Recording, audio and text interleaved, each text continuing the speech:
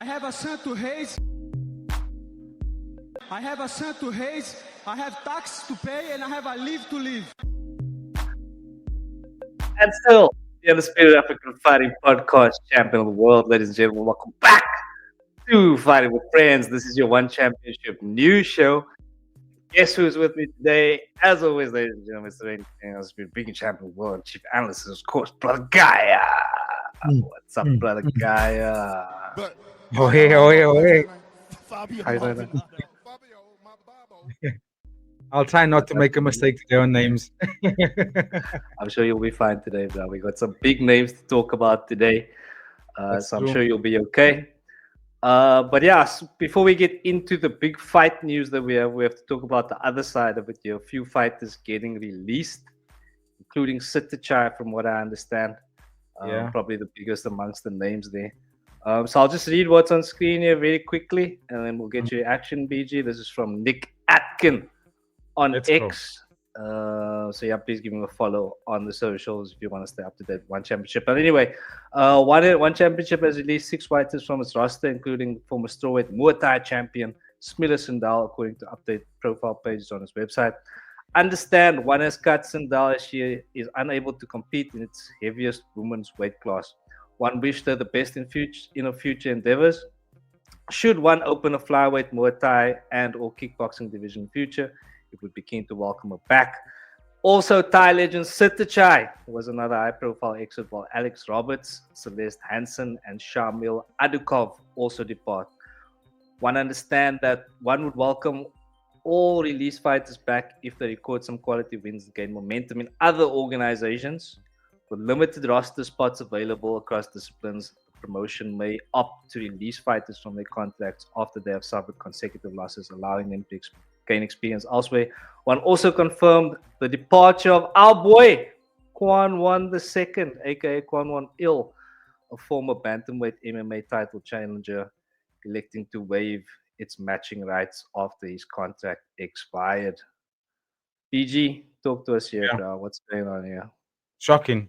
That is not on screen, but anyway, here we go. Also, very, very bad news. I think it's a bit weird for me, especially when you say the statement of understand that One would welcome all released fighters back if they record some quality wins and gain momentum in other organizations. You could have given that to yourself. You could have made them fight more frequently in your own organization, especially Sitthichai, especially Kwon One. You know, I'm not too keen on Alex Roberts and Celine Henson as well, just Celeste Henson as well, because they're kind of, Celine Henson is a bit of the older guard, and Alex Roberts, he lost his last fight in a very, very ugly fashion as well. So I'm just like, you can let go of those guys. For Shamil Adukov, there was a time where he was going to be considered to be a top contender as well. Don't know why they didn't give him any fights. It's strange. And for Kwon One, arguably the only guy that really, even though he got wiped out by Fabricio Andrade, he kind of wiped out all the other contenders. So it's like one of those situations where it's like, who else is going to fight Fabricio if Kwon is beating everybody? That's not his fault, you know what I mean? So I thought that was a bit of a weird release. And then Sitthichai is a legend. He was the former champion, and like, yes, I know he had a couple of unfortunate losses in his last few fights, but I mean, you're making him fight Muay Thai, which is not really his discipline. He wants to fight kickboxing, right? That's his main thing. He had some tough losses in kickboxing as well, but I mean, he's still, to me, a top contender that can still put a lot of those new kickboxing breed guys, put him to the test. You know, he could have easily been the ultimate gatekeeper for One Championship's featherweight kickboxing division, which is very much a division that is desperate for a lot of kickboxers, right? I mean, we know that there's no Iri, there's Tawan Chai, there's Liu Ming Yang, we can talk about a little bit later, Superbon, right? But they can be more, and Sitthichai is one of those guys, you know. But anyway, I just felt a little bit gutted about that one. And for Smilla Sundell, I'm saving her for last because I've been talking about this young lady for a while, especially when she was wiping out the current champions, right? I'm talking about the Jackie Buntans, the Anissa Mexons, the Alicia Redden Rodriguez. Now, granted, she's a lot bigger than all of them. I get it. I know they all have to come up and wait to fight against her. But it's not her fault that she's this height and size. You know what I mean? She was making the weight for as much as she could until she couldn't. She just couldn't anymore. She's just bigger than everybody. And I personally felt that if One Championship was smart, they could have been the first to open up a division of women athletes in Muay Thai kickboxing of that weight. And pull the division around her. Look how easily they pulled the division around Nadaka Yoshinari. The man only has 3 fights in the organization, not even a champion, but they pulled the whole division around him. And Smilla Sundell has beaten the current women champions in very easy fashion, like devastating fashion. I thought that was a waste of a talent by not using her in the sense of building a division around her. You know what I mean? Now they're telling her to go fight somewhere else and gain more experience, and then we'll bring you back if we open up a division for you. It's like you could have done that already. You could have put out more. You could have had more intention around finding women athletes of that size, and then the 145ers and have them fight. I know there's a lot of them because even in the UFC they had to forego that division in MMA as well because there weren't any women to maintain or sustain a division of that size. I get it. They don't generally grow that big, but they do exist. You know what I'm saying? So especially when you see if anyone knows Smilla Sundell and you've watched her fight before, you ask yourself, how did no one prioritize this athlete? Because of the talent, bro. If we also overhyped over Lisa Rodriguez, Jackie Buntan, Pejija, and all of them, and we think they're so phenomenal. Go watch tape on Smilla Sundell, and she's younger than all of them. Watch tape on this woman, and you tell me again why if it's a smart decision to let someone like that go and not actually invest in that kind of athlete. And I know it's difficult because if UFC can't even get it right, you know what I mean? Then imagine how difficult it is for everybody else who doesn't have the same kind of fund. You know what I'm saying? Amanda Nunes and what's his name? If you think about the 145s, you think Amanda Nunes, you think Jermaine Durandame, you think Cyborg, you think those kind of women athletes, right? But there was a few and far between to find, so I can understand why they didn't want to take that risk on finding a Muay Thai 145 division. But yeah, just a little bit sad to see her go. That's why I just feel a bit gutted because I think she's a top talent. So just a bit sad to see her leave. Give thanks, PG, and if you have any thoughts on the fighters who have been dropped, let us know in the comment section. Is it justified, and what are your thoughts around that 145 women's division? PG, do you have any final words on this one before we get to some fight news, bro? Yeah, just quite interesting to see. Like there's been a consistent rollout of releasing fighters. This is the second time this year that it's about 10 fighters in 2025 that's been released now. So wonder, and all of it that's been released are not usually your MMA guys. A lot of Muay Thai kickboxers have been released, and maybe like 1 or 2 MMA guys. I know now we saw 3 MMA out of that 6, right? So that's okay. But you and I spoke about this last week, and we kind of wanted to actually release the jiu-jitsu guys instead, especially when your biggest jiu-jitsu stars have moved over to MMA now. I just feel like you want to really release people to save up funds, then release the jiu-jitsu guys. Yeah, man, it seems a bit strange because, I mean, you're telling me Sitthichai is not going to draw a crowd. You know what Exactly. I mean? Sitthichai is not going to turn the needle for you in terms of ticket sales. It's ridiculous, bro. They could have put him on that 1173 card and wouldn't have been out of place. You know what I'm saying? So it is a strange one. And then also the Smilla Sundell one, especially, bro. Yes. I mean, the way that you've described it now, there's not a lot of women fighters in one championship that are going to attract eyeballs to sport, and a lot of those divisions have become a bit stagnant, right? Very dominant champions. So it's a strange one. But again, let us know your thoughts in the comments, ladies and gentlemen. PG, do you have any final words on this one, bro? Let's get some to fight news, bro, and comment, please. All right, let's get into some fight news. Fight news brought to you by Black Java. Black Java. It's black, it's Java. Fight news. Biggest possible announcement here is official. The flyweight Muay Thai championship will be on the line. It's Rodtang versus Nong-O. I mean, we've been kind of talking about this one for a few weeks now, BG, but finally, official. But yeah, give us your thoughts here, bro. Yes, dude. I mean, like you said, we kind of knew this was going to happen, right? The moment we knew that Nong-O beat Kongthoranee, we were like, okay, we know what the next fight is going to be for the flyweight title. It has to be Rodtang and Nong-O. Even though a lot of the Thai gyms and Thai fighters are like, no, and coaches, let's not make this fight. But you can't not make this fight. This is the only fight to make. You can't continue to have a division that's that intense with so many fighters, not have a champion. So yeah, and like I said also previously when we did cover this in the past, I was saying that whoever's gonna fight for that title is gonna have to fight Rodtang. There's no one else. Rodtang has to be the one half of that event because he was the former champion and he didn't lose it to anybody. He just lost it on the scale. And I'm glad that this is the fight.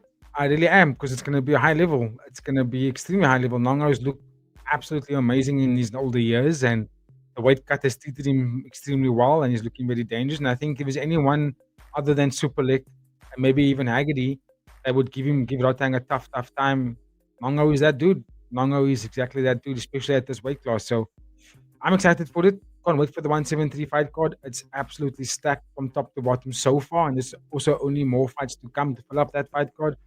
But finally, we're gonna get a flyweight champion. Granted, on the day that nobody misses weight or nobody, let's touch wood, nobody misses weight or hydration, and this fight is successfully an official when the guys do make their weight.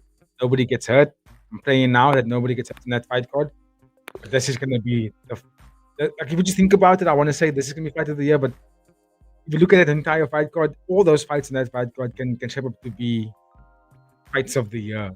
You know what I mean? And if everything comes into plan, hopefully, it's going to be one of those fight cards that you're going to remember for a very, very long time. And this fight is one of those fights that people are going to tune in for sure. I know I am. 100%. Yeah, that is 173, ladies and gentlemen. Just about over 2 months away, if I remember correctly. But yeah, I mean, it's Nong-O, bro. He is 38 years old now. In the event that he does win, do you see him being a long and active reigning champion, or is it just going to be kind of a short stint here? It's a good question. I think it depends on the health and the way that he beat Kongthoranee, especially if you look at that first fight as well, right? It was so close; it could have gone to Nong-O in that first fight as well. That when we had the second fight, it was overwhelmingly in his favorite. Like he actually beat up Kongthoranee. Kongthoranee is the next dude in line. He was, like, in my opinion, 28 years old. That's the next guy to be the throne king of that division, right? And then you also look at the list of fighters that's in that division. All of them are so young. But I also feel like, other than Aslam John Ortikov, Kongthoranee pretty much, in my opinion, wipes them all out. Even in his old years, because I mean, let's be honest. You can go look at the dude's career. Kongthoranee, Nong-O, he's not an 8-time champion for no reason. Like, this guy's been around the block, beating the best guys for a while in a division that wasn't necessarily his. Like, bantamweight, he's the smallest guy in that division permanently. Even Rodtang, when he goes up to bantamweight as well, is not this is the biggest dude there. And if you look at the bantamweights now, they're so massive. So I think, to answer your question, I think Nong-O, if he's healthy enough, can actually have a reign. He really can. And I also believe that Rodtang can go up a division and still be a champion there as well without having any issues, other than maybe Superlek or maybe depending on which discipline he fights in. But I know he said Muay Thai, he doesn't want to go up against Nabil Anan because he feels that's just going to be a mismatch completely. And that's my point. And that's why I think for Nong-O is the same thing. Staying in flyweight, this is like prime. This is where they're at their best. And I believe that Nong-O's got the skill set to actually have a title reign, especially if he beats Rodtang. Like, think about what that means if you beat Rodtang. You know what I mean? Rodtang is seen to be the pound for pound greatest alongside Superlek in one championship. If you beat him, then it means it's not a fluke, because no one's beaten him for a fluke, right? If you look at Rodtang's last loss, it was against Superlek. That fight was so close, even though Superlek, the eye won the fight, right? Other than that, who else really put it on Rodtang? Nobody. So if Nong-O goes out there and does that, it has to push him up. In my opinion, he's already in the elite. But now beating someone like Rodtang, who's in his prime at 28 years old, it pushes you into that bracket of like, okay, then you can actually go on a title run, title defense if you're beating the best guy. To answer your question, if he beats Rodtang, I think he can go on a title defense, even at 38 years old. Yeah, no, I don't think there's any question about the skill. It's just, they say Father Time is undefeated. So it's not, time is not on his side. Let's just put it that way. But yeah, same age old and he's fighting for titles. Yeah. I mean, it's gonna be interesting to see. So we'll keep an eye out for that one for sure. 1173. Let us know your thoughts in the comments. Speaking of 1173, we also touched on this one. I think it was last week actually. This is Takeru Segawa versus the Bosnian Menace. Called him Bosnian Nightmare the last time, but Bosnian Menace, Denis Puric. I called this one as mildly underwhelming for me in terms of as far as super fights go. Anyway, decent fight nonetheless. And BG, you think that if I remember correctly, you said it's not going to be as straightforward as people might think for Takeru. Yeah. Give us your thoughts here, bro. Yeah, dude. I mean, yeah, I don't know if it's a super fight. I think it's a fight that's like trying to find a contender for that flyweight kickboxing where Super League is still the champion. And I remember I said it last week, and I said it all the time since we're building up to this event when I had the press conference. I said, whoever Takeru is fighting next, it's going to be to set him up for the Rodtang fight. So it's going to be someone that he can most likely will beat, right? And it also won't be someone that's completely a can, like a Tanzin, for example, that's not even in a ranking position. So I think to save face, to save and to promote it that he's still a fighter that's still contending, say inverted comments, because it wasn't too long ago where Denis Puric was ranked in the top 5 of this division. So I think because of the name of Puric and who he's fought, and he fought to the title and so consistent, it makes it a bit more marketable as Takeru's taking on someone that is still in around contendership. So if he beats this fight, we can sell Takeru versus Rodtang again. Takeru versus Super League again. The Super League wants to defend his flyweight kickboxing title. I think that's the nature around this fight. That's what it's built around. And again, I'm gonna say it now, and I said it last week. I'm gonna say it now again. I don't think it's gonna be as a walk in the park for Takeru as people think it is. Because Puric, as old as he is, I know he's been stopped the last couple of fights, and he does look a lot slower, and he's a beat slower than what he was in his past. He still possesses good tools that can put Takeru in very precarious positions, right? Denis Puric is powerful, he's fast, he's got good boxing. He doesn't take a backward step, he does go forward. If you can watch out for Takeru's deep kick and calf kick, I think he's got a good chance of making it a bit of an ugly fight. However, I still think Takeru is going to go out there and beat him. Because I just feel like that's the nature of one championship is going forward. And they're kind of banking it to happen as well. And it's in Japan. Yeah. Yeah, absolutely. But yeah, again, let us know your thoughts in the comments there, ladies and gentlemen. We've spoken about this fight before, so unless there is anything else you want to say, BG? No, I'm just going to reserve a more detailed breakdown of the fight when we do our preview for the card officially. Keep a lookout for that then, ladies and gentlemen. All right, we'll keep moving to another event at 113.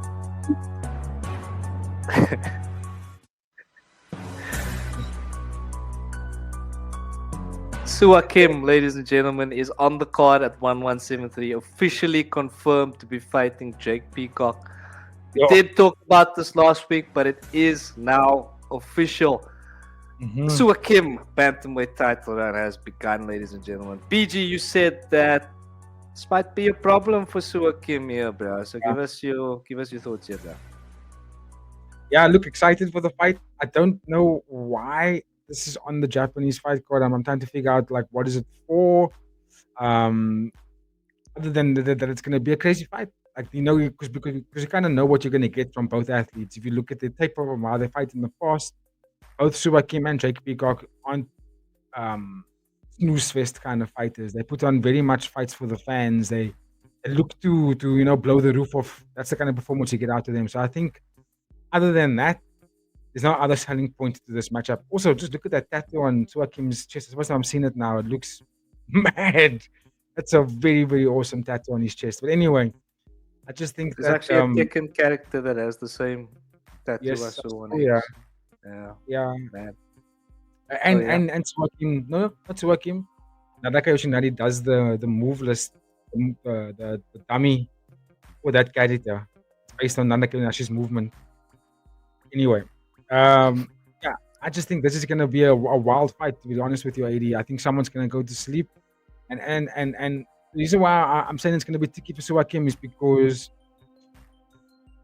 I don't want to come across saying it was weird or anything like that, right? But Jake Jake's Peacock's disadvantage is actually his advantage in this fight. If you look, whenever a fighter gets cracked with that elbow arm situation, fighters don't know how to recover from it. They don't know how to deal with it. They don't know how it's like a weird reaction when they get hit by it. It's almost like they go lights out immediately, or they don't know how to fight back. And Sua Kim, as much as he's been on a tear of note, right? We've seen him take punches. I mean, his last fight that he won, he came out of that fight with a broken orbital bone. You know, it's like he was taking a lot of damage in that fight, even though he won. And I don't know if it's the same thing with because getting hit with Jake's elbow that doesn't have any padding on it, it doesn't have anything.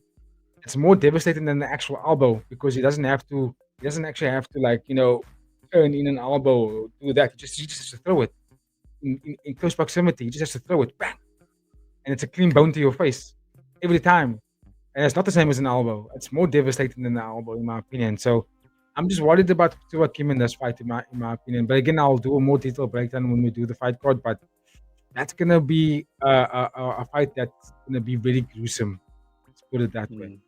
Also, what I'm also very keen to see is what does Jake Peacock look like when he's faced adversity, when he's rocked and dropped down maybe 2 times. What does he look like then? Very amped for that fight. Yeah, amped is the word indeed, ladies and gentlemen. Let us know your thoughts in the comments there. The Sua Kim title run is, well, in fact, underway, ladies and gentlemen. But anyway, we'll keep moving. We're going to get into the realm of One Friday fights now. We're going to start with the event furthest away. This is on Friday, September 26th. One Friday fights 1, 2, 6. We got some big fight news here.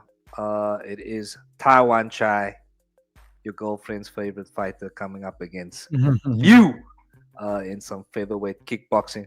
So very spoiled to get this one on a Friday fights card, BG.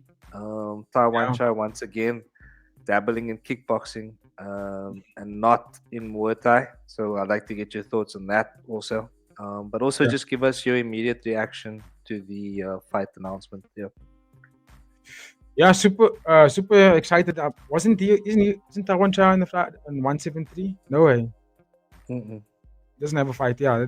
So yeah, when I officially heard the fight, I was like, oh, interesting that he's getting Taekwon because Liu, I'm not too sure if he's got like super champion status outside of one championship, but he only had 2 fights in one championship, and he's been 1-1, lost one. He beat Masaki Noiri, who beat Taekwon last, and then he lost to Mohamed Serrani.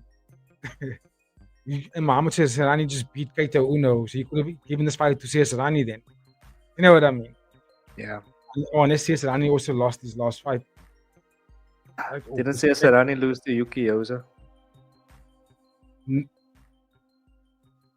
Mohamed Serrani beat Keita. Oh no, he beat Keita Uno, yeah. That was his last fight. And he beat Liu Mingyang. That was his last 2 fights. So you would argue that you could have given it to him. So that was my first thought initially. I was like, yo, why didn't you give it to Serrani instead? But anyway, we got the fight. I can understand why it's in kickboxing because Taekwon has been saying it all month, all year actually, that he wants to fight against Noiri next. Like he wants Noiri again. He wants to take another shot at Noiri. He's speaking as if Noiri's going to beat Superbon as well. So it's interesting that he's focusing on that only when he could be defending his Muay Thai strap as well, right? In the Muay Thai featherweight division, he's kind of moving now. Like I think Bapada Koyata's got a fight coming up soon, and he's in featherweight. He's in featherweight Muay Thai, yes. But that division hasn't been moving. That's the problem. The featherweight Muay Thai hasn't been active. I think that's probably why they're giving him this kickboxing match. And let's be honest, even though he lost to Serrani and he beat Noiri, he looked good against Serrani. That was a very close fight, especially when he came into the 3rd round. He was looking to start to get to work now. He looks like a 5-round fighter to me, not so much a 3-round fighter. So initially I was like, oh, this fight could have been someone else, but I'm also happy that Liu's getting the opportunity, and because I think stylistically, I think it's going to be a great fight. Taekwon doesn't do really well against the boxers when he can't use his elbows, right?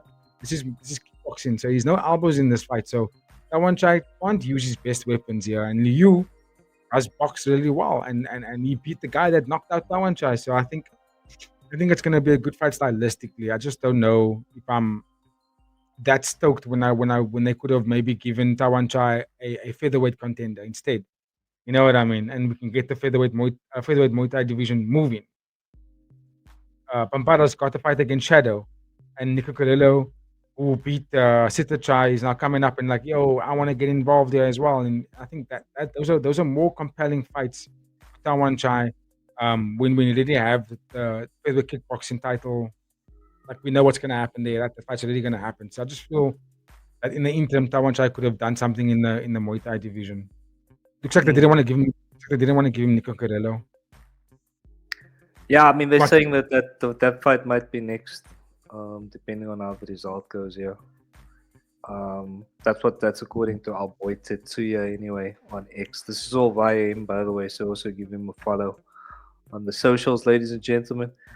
But yeah, another big fight that was announced for Friday Fights 126. Also a kickboxing bout. This time in the bantamweight division, we got Nabil Anane putting on the bigger gloves as he comes up against Enahachi. Ooh, This one should be exciting, BG. Yeah, I'm sitting. It's getting hot. No, this is a crazy fight, crazy matchup as well. I'm surprised that we're getting it. I thought we were gonna get Anand and Haggerty, but we're not getting Anand and Haggerty. It looks like this is the fight now. But only look as a fight fan, I'm like, he's gonna be sick because of the talent that's on display. And I actually was supposed to fight against Pittenong last year, and he didn't make weight and pull out of the fight. And that was 2 fights in a row. And that's my only fear for this one as well. Is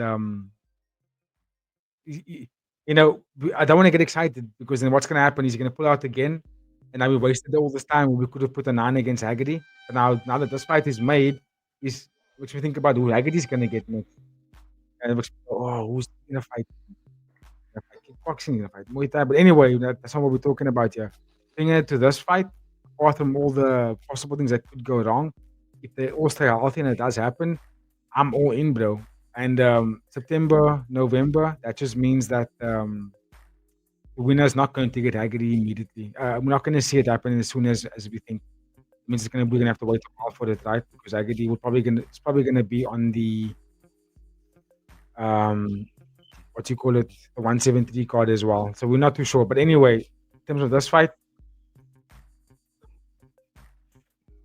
I'm not too sure. I don't know who to pick here, to be honest with you, because Anahachi is a top talent, dude. He's, especially in kickboxing, my dude he's a freak in nature. But so is Anand, right? And he's the champ, so let's go, Anand. Yeah, a literal freak of nature with that height, bro. It's insane. But yeah, let us know your thoughts in the comments and who you think Jonathan Haggerty is going to fight then at 170. Do you know anything that we don't? Does he have an opponent already? So you're gonna have to wait for the result of one of these fights. Let us know your thoughts there, ladies and gentlemen.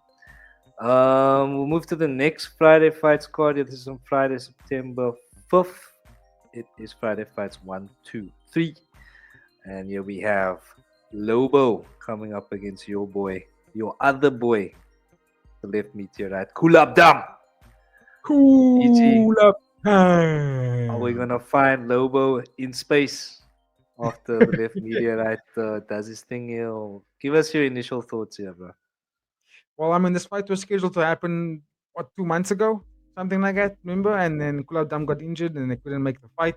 But now they rescheduled it after September. Hopefully, again, like all the other fights, that no one gets unhealthy, no one gets sick, no one gets hurt, and we get to see this fight because, again, this is high rank. This is top 5 fights here. This is number 1 contender on the line in this kind of matchup, right? And that's where Nabil Anand is the champion, the new champion in Muay Thai. So, I can't wait for it. I do think Kulabdam has got the skill set to beat him. Lobo is a very tricky fighter, and he's also big for the bantamweight division. And I like his volume strike, and I think he's gonna. Early prediction come to my head. I'm probably gonna pick Lobo because of the style that can be overwhelming for Kulabdam. However, this is an early prediction. It's probably gonna change as we progress because I'll sleep on the fight and think about it a bit more. Kulabdam, when Kulabdam lands on you, I don't care who you are, my friend. This man puts you to sleep. And I've seen Lobo get knocked out by Jonathan Haggerty. And in my mind, Kulab Dam hits harder than Jonathan Haggerty every day of the week. So, yeah, I think it's going to change when we get closer to the time. I'm going to go Kulab Dam when we get closer to the time because you can't bet against the power of the left meteorite. But Lobo is skillful, man. He's super skillful, bro. And I'm sure they're going to game plan something for this fight. Because Kulab Dam isn't the guy that's going to go in there and walk you down and pop and, put some high volume on you. He's gonna walk you down and get into a range where he knows you can't get away from him, and then he's gonna recoil and uncork that left meteorite. And I just hope that Kulab Dam is prepared, because if he's not, bro, he's gonna be seeing the stars, he's gonna be seeing the lights. Let's go, BG. Give thanks. Another exciting fight on the cards here. But we'll move to one Friday fights, 122. Channel favorite here, Nadaka Yoshinari coming up against the debutant Hamada Asmani.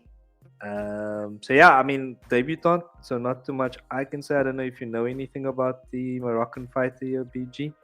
No, but yeah, we're always super excited for a Nadaka fight. So yeah, go for gold, BG. Let us sorry, know. bro, sorry for interrupting you there. No, I don't know anything about Asmani.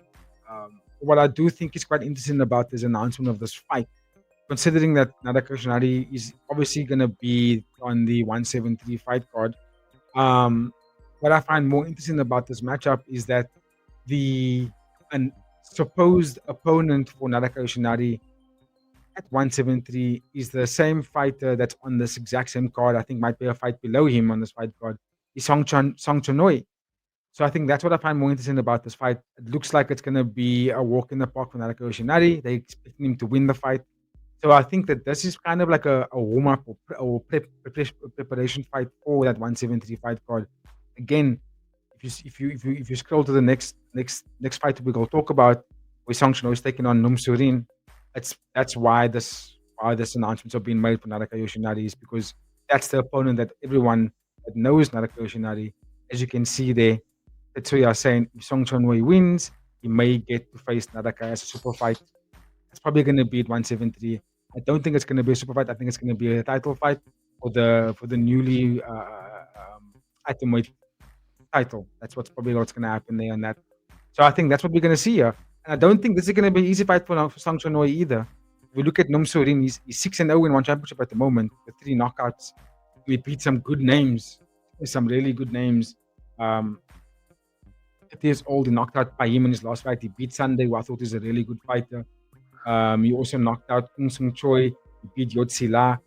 6-0, bro. So I don't think it's going to be a pushover for Song Chanoi. I don't think it's going to be that easy. I think he's going to have a difficult time here. And if he doesn't win, now what does that mean for Nadaka Yoshinari if Yoshinari wins his fight? Does he still fight Song Chanoi as for a title at 173? You know what I mean? So yeah, a lot to think about for these two fights in particular. That Friday fight squad, which is next week. Yeah, a lot at stake there for sure. So we'd be very interested to see how that's all gonna play out. But let us know your thoughts in the comments, ladies and gentlemen. We are going to move to one Fight Night 36, where we have channel favorite Prajanchai. Let's go. Coming up against another big fan of the show here, our boy JDB, John Diabella. He's been very active communicating with us on X. So shout out to you, bro.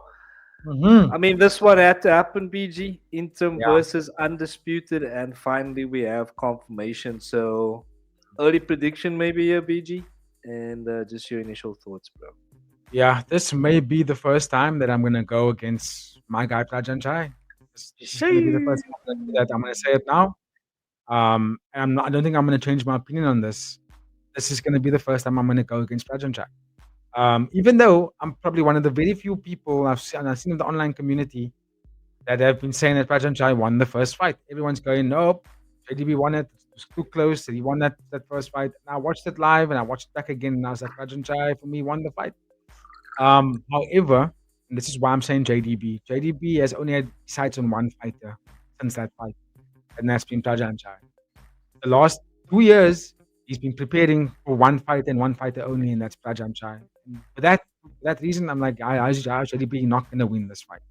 Also, there's been some words coming from Sitthichai of late about this particular fight, and one of the key words he said was he does find Jonathan Diabella's boxing very intimidating. Intimidating was the key word, right? So there you go. He's probably thinking, and that's probably why we've been waiting so long for this fight. I personally have been feeling that Sitthichai has kind of low key been ducking Jonathan Diabella. And I saw that he fought against Elias Barboza and then squares up with Alif. I'm thinking, no, man. No, no, no, no, no, no, no, no. Why is this the fights? Why are you getting Barboza? Barboza only had one fight prior to that fight against Prajanchai. I'm going, no, no, no, no, no, no, no. Something's wrong here. You know, something is wrong. Either one championship is forcing some fighters on him, which ADB wasn't unhealthy. They gave him, what's his name? Sam A. We didn't have to fight against Sam A. It's like, why are we avoiding the obvious fight to make here? These guys don't need no layups. They don't need no warm-ups. They're both in their prime. Prajanchai 30 years old. Jonathan Diabella, his birthday today. Happy birthday, Jonathan Diabella. He just turned 29. Let these guys go at each other while they're in their prime. You could have a story here. You could have a trilogy. You could have a fourth fight, a fifth fight, because they're so good. They wipe out everybody else in the division. These two guys are at that level, right? You could have a rocky situation going on here. So yeah, I just think that going forward, Jonathan Diabella had more to work on, and he's been deciding only one thing, and that's to fight Prajanchai, and that makes him very, very dangerous in my opinion. So I'm gonna go JDB for the win in the second fight, and I hope that he does win so we can get a trilogy. Let's fucking go, JDB. You'll be hearing from us on X a little bit later, bro. Be sure to retweet that shit. Anyway, bro, you did mention Aslam John Ortikov a little bit earlier, along with Kongthoranee. Sitthichai! That one's also been announced for one fight night 36. So absolute banger of a fight here, bro. Give us your who and why, maybe BG, if you can, bro. Yeah, I'm gonna go with my guy Kongthoranee. I'm gonna stick with him always, purely because I think in this fight he represents the power. He's got the power advantage. The only thing I'll body for him in this fight is he does stand the risk of losing the fight by a decision over 3 rounds, because he might get outstruck in terms of numbers, right? He might get outmoved in terms of footwork. Kongthoranee isn't the kind of guy that has a lot of footwork. He doesn't dance around the ring. He doesn't pop a 4-punch combination on you. However, he's very powerful. He's like a smaller version of Kulab Dam. He does have a left meat right on him as well. Good body kicks. But he's also he's the kind of fighter that he waits for you to come in, man. It's like a slow, methodical, hard counter. And then once he knows he has you hurt on that counter, then he'll move forward and start to deploy a 2-punch combination on you. But he mainly wants to throw heavy weapons at you, right? He doesn't really get tired. Just like Ortikov doesn't really get tired. So it's a very, very much the fight where you could easily go to Ortikov. Easily. You can easily see him winning this fight. I'm saying using the word easily a lot because I do think it's that easy for him. Especially the way he's beating everybody else. He doesn't really get a lot of knockouts, but he's the kind of fighter that can style on you because he's going to use fancy footwork and punch you when you're not seeing the punches coming, and he's going to unload like a 4-punch combination on you, and then Kongthoranee wants to counter. Peacock is going to be gone. He's going to be out of range already at that point because of his footwork and how fast he actually is. So it's very much a big puzzle, Kongthoranee. But if anyone can do it in this division, I'm going to go Kongthoranee. Other than the Rodtangs and the Nong-Os, obviously, I think Kongthoranee is the next in line, in my opinion. Let's go, Kongthoranee. Let's go, Kongthoranee! Indeed. Let us know your thoughts if you have any about that in the comments, ladies and gentlemen. It is a bang of a fight, indeed. But yeah, we'll keep moving, and we got to talk about some judging now, BG. This has been a very hot topic over the last, a long time, but especially over the last 2 weeks. Yeah. And Chatri Sityodtong finally coming out and giving some comments in the media, which I'll read very quickly. And then we'll go to UBG. This is again by our boy Tetsuya on X. Give him a follow. So Chatri responds to the controversial results of the past 2 main events on one Friday fights. He believes Samingdam and Pompet won, but both fights were very close. Don't know about that. These 2 fights will have a rematch, he says. The judges are not bribed and there's no gambling in the stadium. The judges are not one officials, but are professionals with extensive experience. Give us your thoughts here, brother guy. Yeah, I don't know if I'm keen on seeing a rematch. And I'm gonna say this now, right? And I might get a lot of backlash for this. But Sanrock is a boring fighter. That's big saying that for some for stand-up fights, but uh, I don't like his style, man. It's like a safe Russian wrestling kind of style. You know, a lot of body kicks going backwards, a lot of body kicks going forward. Doesn't knock anybody out, just gets a lot of decisions. And that's it. That's what you get from him. You know what I mean? And if you look at how the fight played out in Samingdam and Sanrock, it wasn't the most desirable fight to watch, if you're being honest. You know what I mean? It wasn't really the most entertaining. And what's to say the fight's not going to be any different when they fight each other again? You know, and other than the blatant, strange judging, what else is going to make you want to watch that fight again? Like I'm asking you now, AD. Like, can you remember that fight for everybody? Would you want to watch them fight again? No, bro. It wasn't for Exactly. me. Like I said, it wasn't that close for me, bro. I think it was pretty clear who won the fight. Yeah. But I mean, even if we look beyond just this last 2 weeks where we have seen some shocking judging, it's kind of been a thing that we have been discussing for a while. And I mean, all he's coming out is saying the judges are not bribed and there's no gambling. He's not talking about any action taken against these judges, which Yes. he Yes. can clearly see are making the wrong decisions. The fan base can clearly see are making the wrong decisions. Yeah. All he's saying is they're not bribed. I mean, that should be an unspoken. It should go without saying. You know what I mean? What's the action that you're going to take to do. make sure this doesn't happen again? You know what I mean? That's what I think are the real questions that need to be asked here. Yeah. Yeah, that's That's pretty much. a big question. And I agree with you, Eddie. I think that should be the question that everyone should ask about it, because if my memory serves me well, there was a time in the UFC where there was some poor judging, and Dana White came out saying, like, those judges are gone. We're just gonna Bro, get there new was a judges. judge who got fired on the night, bruh, because he Okay. was making back-to-back poor decisions. And that, look, as much as we give Dana White shit, that shows strong leadership, and it shows that you're Yeah. trying to rectify something Yeah. which is killing the sport, really, bro. Let's be honest. So yeah, I'm a bit disappointed in Mr. Chatri's response here. I don't know if you can let us know your thoughts in the comments, ladies and gentlemen. I do assume most people would agree with me there, but if I you have a agree. different opinion, let us know. But PG, do you have any final thoughts on this Yeah. topic? Yeah. This will be my final thought on it, and I'll give it maybe as a hot take. I think Chatri Sityodtong tries too hard to be the diplomatic individual and be this guy that speaks practice what he preaches, right, and do the right thing and all that kind of stuff. And if that's the case, then the right thing to do would have been to get rid of those judges and get fresh judges, bro. You know what I mean? You don't have to save their jobs. They impact in the outlook of your own company by putting on bad judging performances. You know what I mean? So it's a risk to the brand of your company. So in my opinion, I wouldn't question the integrity of Chatri if we said, "Yo, get rid of these guys." You know, it's 2 weeks in a row where we're having back-to-back poor judging, and there was 2 on this fight card as well.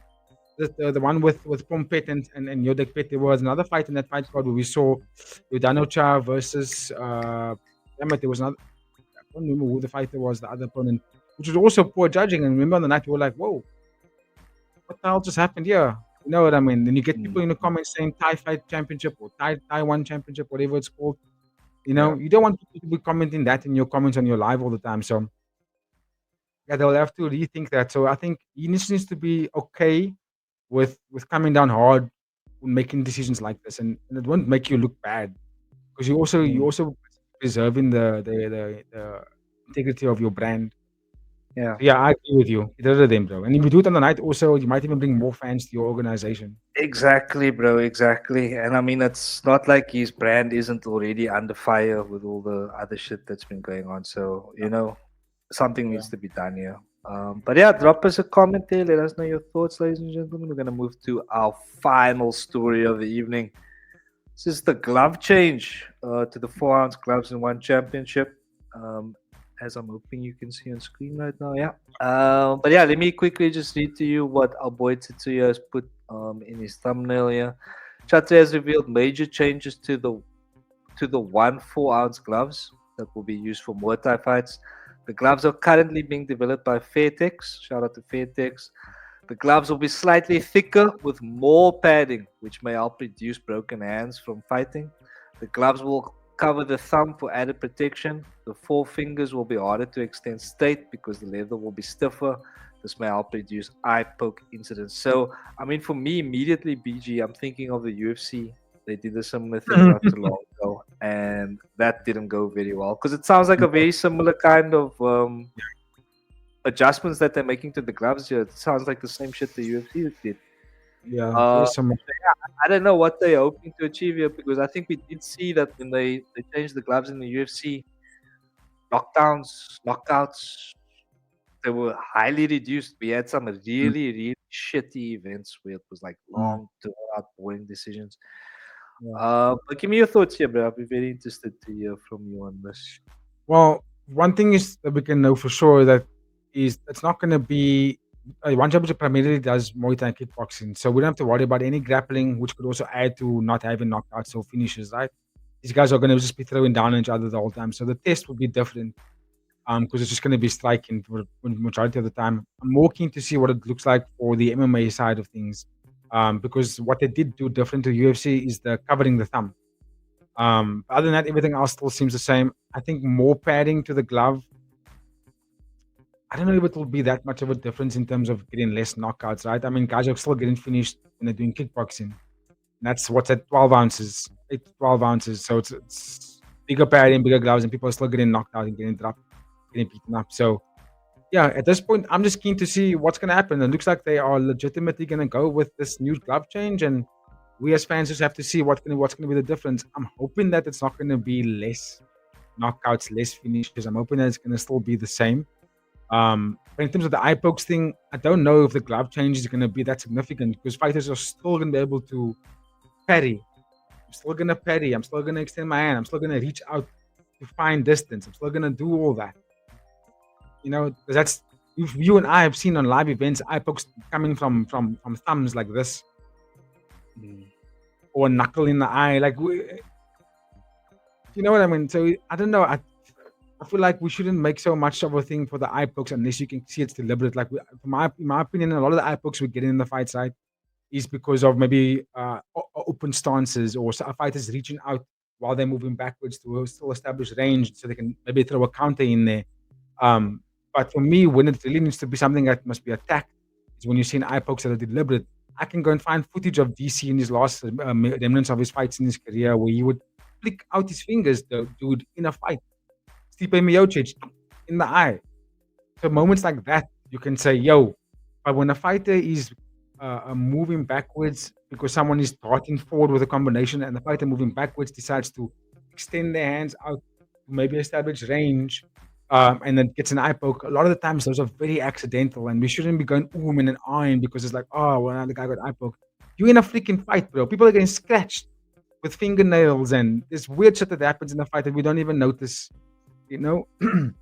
So let's just see if this is going to be a major difference and really mitigate the eye poking. But yeah, again, like I just said, eye poking was never really intentional from fighters, and I just feel like we're still going to get eye pokes. That's in a nutshell. That's what I'm saying. I think we're still going to get it regardless.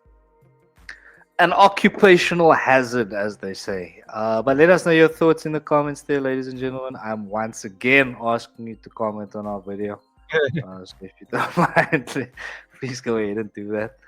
But yeah, ladies and gentlemen, that is our final story of the evening. Once again, asking you to like, share, and subscribe. All those good things.